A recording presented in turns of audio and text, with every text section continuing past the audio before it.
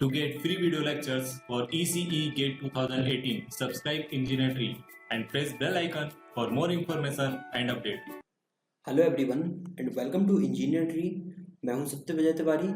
इस वीडियो में हम स्टार्ट करने वाले हैं वेव गाइड से। तो जैसा कि हम लोगों ने अभी प्रीवियस लेक्चर में ट्रांसमिशन लाइंस को कवर किया था, ये इलेक्ट्रोमैग्नेटिक वेव थ्योरी का 4th चैप्टर है। इसमें हम वेव गाइड के बारे में डिस्कस करने वाले हैं। तो सबसे पहले हम बात कर लेते हैं यहाँ पर ट्रांसमिशन लाइंस की।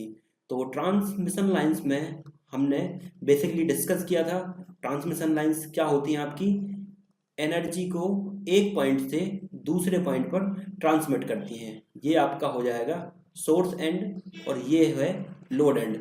तो सोर्स एंड से लोड एंड तक जो एनर्जी ट्रांसफर करती हैं उसके लिए हम ट्रांसमिशन लाइन्स यहाँ पर यूज करते हैं, और ये एनर्जी जो ट्रांसफर करती हैं वो वोल्टेज या करंट के वेव के फॉर्म में एनर्जी ट्रांसफर करती हैं।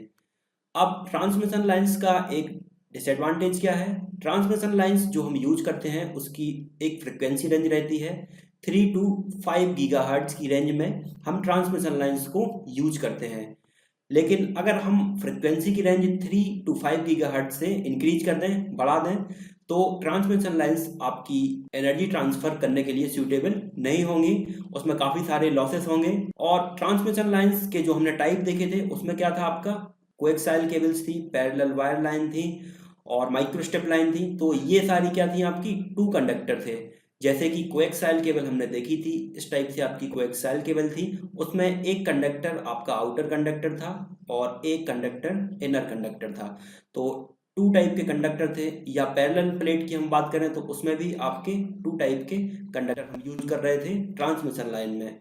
लेकिन अब हम बात करें अगर वेव गाइड्स की, तो वेव गाइड जैसा कि आपको नाम यहाँ पर शो कर रहा है, वेव गाइड, वेव को गाइड करने के लिए एक हम पर्टिकुलर स्ट्रक्चर बनाते हैं जिससे कि आपका जो वेव है या जो सोर्स है उसको अगर हम दूसरे एंड तक ट्रांसमिट करें तो उसमें आपके लॉसेस कम से कम हो। तो एक कन्फ्लाइन स्ट्रक्चर रहता है जिसमें हम वेव को एक पॉइंट से, ये आपका सोर्स एंड है और ये आपका लोड एंड है या डेस्टिनेशन है जहाँ पर हम वेव को ले जाना चाहते हैं। तो सोर्स एंड से लोड एंड तक पहुँचाने के लिए हम एक स्ट्रक्चर यूज करते हैं जिससे कि आपकी जो इलेक्ट्रोमैग्नेटिक वेव्स हों उस लॉसेस आपके कम से कम हों। और जो वेव गाइड हम यूज करते हैं वो माइक्रोवेव फ्रिक्वेंसी की रेंज में यूज करते हैं। जैसे कि ट्रांसमिशन लाइंस हम यूज कर रहे थे 3 to 5 गीगाहर्ट्ज की रेंज में, और जो वेव गाइड हम यूज करते हैं वो जनरली हम यूज करते हैं 40 to 60 गीगाहर्ट्ज की रेंज में। जो फ्रिक्वेंसी की रेंज होती है वेव गाइड के लिए वो आपकी ज़्यादा होती है। तो जो वेव गाइड जनरली यूज करते हैं वो हम माइक्रोवेव या रेडियो वेव्स को एक पॉइंट से दूसरे पॉइंट पर ट्रांसमिट करने के लिए इसका यूज करते हैं वेव गाइड का। तो ये तो हुआ आपका एक बेसिक्स ट्रांसमिशन लाइंस और वेव गाइड के बारे में। अब हम यहाँ पर डिस्कस करेंगे वेव गाइड के बारे में। तो सबसे पहले अगर हम बात करें यहाँ पर यूनिफॉर्म वेव की, यूनिफॉर्म प्लेन वेव्स आपकी क्या होती हैं? यूनिफॉर्म प्लेन वेव्स में आपके इलेक्ट्रिक फील्ड के कंपोनेंट भी होंगे EZT ऑफ एक्स, और मैग्नेटिक फील्ड के कंपोनेंट भी होंगे HZT ऑफ वाई। तो ये जो आपकी वेव्स है ये शो कर रही है कि आपकी जो इलेक्ट्रोमैग्नेटिक वेव है वो जेड की डायरेक्शन में प्रोपोगेट हो रही है। टी शो कर रहा है, टाइम के साथ वेरी कर रही है वेव, और एक्स यहाँ पर डायरेक्शन शो कर रहा है इलेक्ट्रिक फील्ड के कंपोनेंट की, ये आपकी एक्स डायरेक्शन है। और एच जेड ऑफ टी आपका शो कर रहा है कि वेव आपकी प्रोपोगेट हो रही है जेड की डायरेक्शन में, टाइम के साथ वेरी हो रही है, और जो मैग्नेटिक फील्ड के कंपोनेंट हैं वो आपके वाई की डायरेक्शन में है। ये एक्स की डायरेक्शन में इलेक्ट्रिक फील्ड के और वाई की डायरेक्शन में ये मैग्नेटिक फील्ड के कंपोनेंट हैं। तो ये तो बात हुई हमारी यूनिफॉर्म प्लेन वेव की।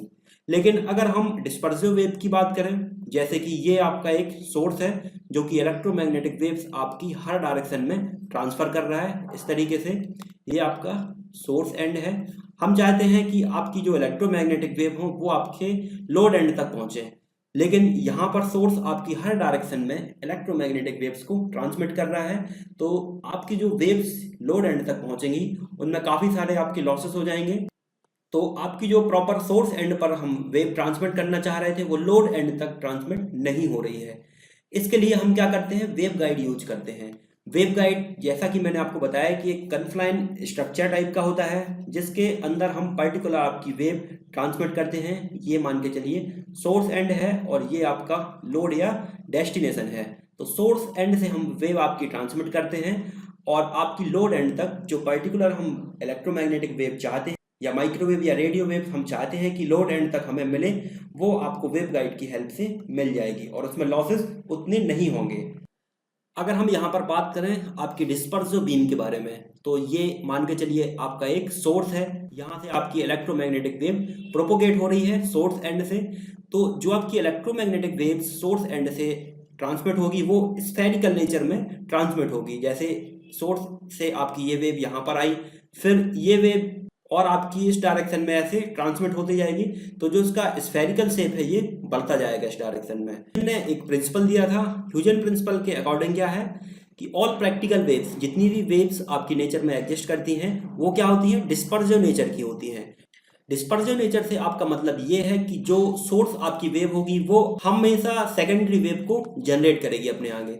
जैसे ये आपकी एक सोर्स वेव है, इसने दो सेकेंडरी वेव को यहाँ पर जनरेट किया, फिर ये सोर्स वेव आपकी हो गई, इसने फिर दो सेकेंडरी वेव को जनरेट किया, फिर ये सोर्स वेव हो गई, फिर इसने दो सेकेंडरी वेव को जनरेट किया। तो इस टाइप से आपकी जो वेव होगी वो नेचर में ट्रांसमिट होती जाएगी। तो इसका एक एडवांटेज हमें मिलता है ब्रॉडकास्टिंग के लिए कि हम चाहते हैं कि जो हमारी वेव्स हो वो ज़्यादा से ज़्यादा डायरेक्शन में आपकी प्रोपोगेट हो, तो इसका एडवांटेज हम ब्रॉडकास्टिंग में ले सकते हैं। लेकिन अगर हम बात करें पॉइंट टू पॉइंट कम्युनिकेशन की, ये फर्स्ट पॉइंट है और ये सेकंड पॉइंट है।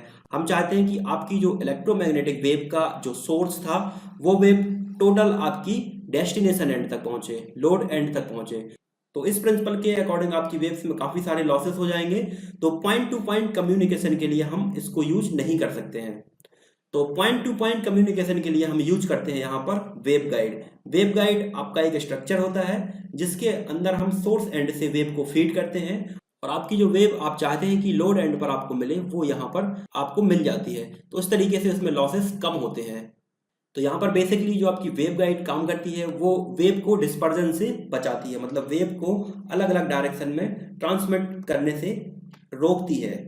और अगर हम यहाँ पर डिस्पर्सिव नेचर की बात करें तो डिस्पर्सिव नेचर के लिए आप इलेक्ट्रिक फील्ड इस तरीके से शो कर सकते हैं, x y z of t, और जो उसके फील्ड कंपोनेंट होते हैं वो एक्स वाई और जेड की डायरेक्शन में होते हैं। मतलब तीनों डायरेक्शन में आपकी जो वेव है वो प्रोपोगेट हो रही है और उसके फील्ड कंपोनेंट भी तीनों डायरेक्शन में है। इसी के साथ आप मैग्नेटिक फील्ड को भी इस तरीके से शो कर सकते हैं, x y z t of x y z. ये आपकी डिस्पर्सिव वेव्स हुई यहाँ पर। अब हम यहाँ पर बात करते हैं कितने टाइप की आपकी जो वेवगाइड होती हैं वो हम यूज करते हैं। तो टाइप्स ऑफ वेवगाइड हम यहाँ पर डिस्कस करते हैं। तो यहाँ पर टाइप्स ऑफ वेवगाइड की अगर हम बात करें तो दो टाइप की हम जनरली वेवगाइड यूज करते हैं। फर्स्ट आपकी पैरेलल प्लेट वेवगाइड और सेकंड होती है आपकी रेक्टेंगुलर वेवगाइड।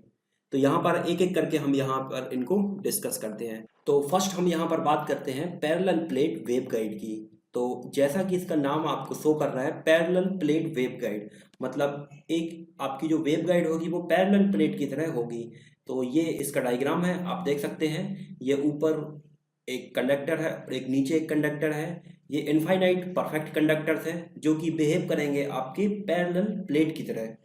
और यहाँ पर जो हम वेव को फीड करेंगे, यहाँ से हमने वेव को फीड किया तो जो आपकी वेव ट्रांसमिट होगी वो इस डायरेक्शन में ट्रांसमिट होगी, ऐसे जिग जैग की डायरेक्शन में आपकी वेव ट्रांसमिट होगी।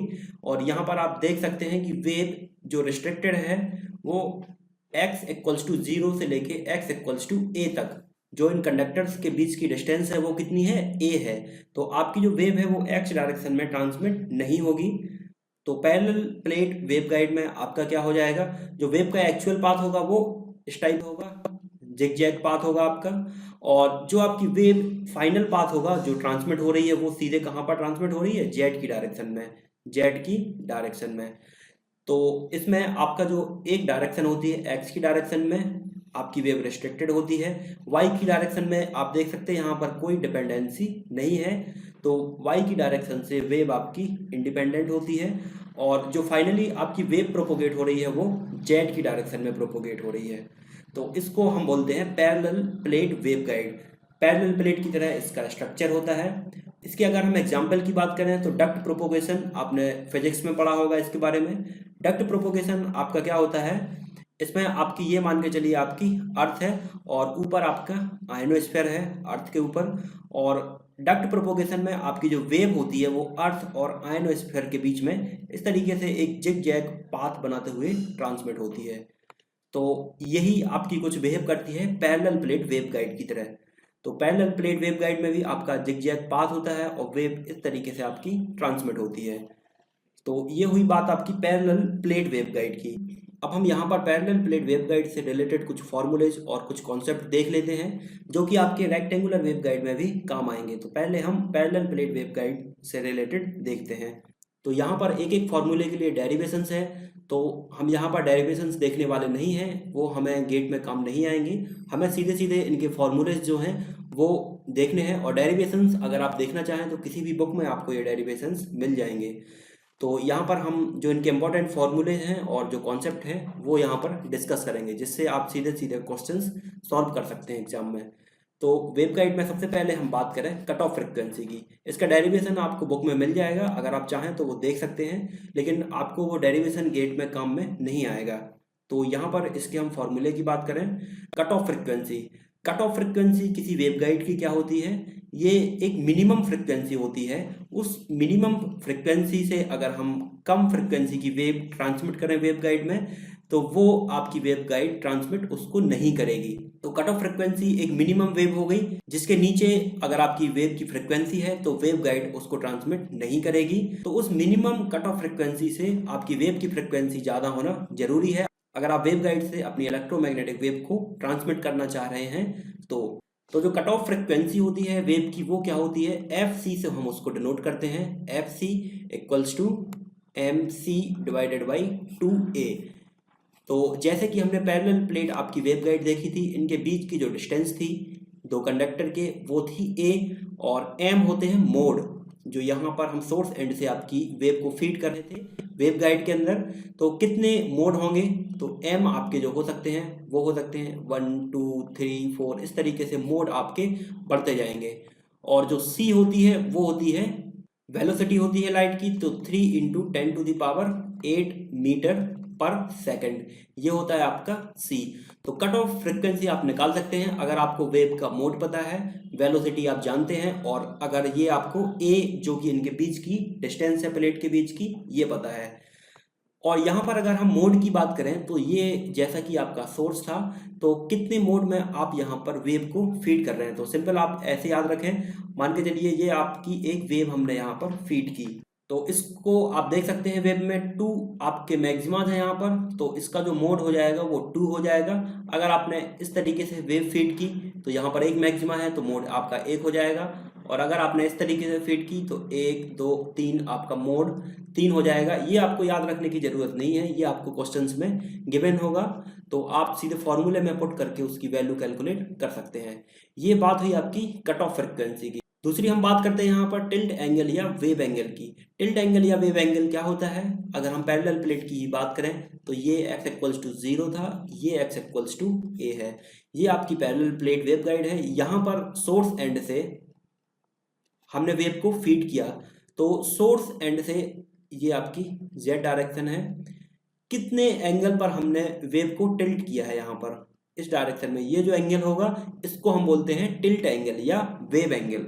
तो इसका जो फॉर्मूला होता है वो क्या होता है, sine theta equals to f c divided by f. ये इंपॉर्टेंट फॉर्मूला है, ये आपको याद रखना है। टिल्ट एंगल अगर आपको कैलकुलेट करना है तो sine theta equals to f c जो कि आपकी कट ऑफ फ्रिक्वेंसी है, और एफ जो वेव आप ट्रांसमिट कर रहे हैं उसकी फ्रिक्वेंसी है। तो इस फॉर्मूले से आप टिल्ट एंगल कैलकुलेट कर सकते हैं। इसके साथ ही साथ अगर आप इन सब के डेरिवेशन चाहें तो आपको किसी भी बुक में मिल जाएंगे, लेकिन वो आपको गेट में काम नहीं आएंगे। आपको सिंपल अगर फॉर्मूले भी याद हैं तो आप गेट में क्वेश्चन सॉल्व कर सकते हैं। तो मेरे ख्याल से इतने डेरिवेशंस में हमें देखने की ज़रूरत नहीं है, क्योंकि ईएमटी का सिलेबस वैसे ही बहुत ज़्यादा वाइड है। तो उसको हम यहाँ पर जो हमारे यूज की चीज़ें हैं जो हमें काम आएंगी गेट के एग्जाम में वो हम यहाँ पर देखने वाले हैं। तो ठीक है फ्रेंड्स, इस वीडियो में इतना ही। इसके आगे हम कुछ और फार्मूलेज देखेंगे जो कि आपकी पैरेलल प्लेट वेवगाइड और रेक्टेंगुलर वेवगाइड में यूज होंगे। तो अगर ये वीडियो आपको पसंद आया हो तो इसको आप लाइक ज़रूर करें, सब्सक्राइब करें और अपने फ्रेंड्स के साथ शेयर करें। Thank you friends.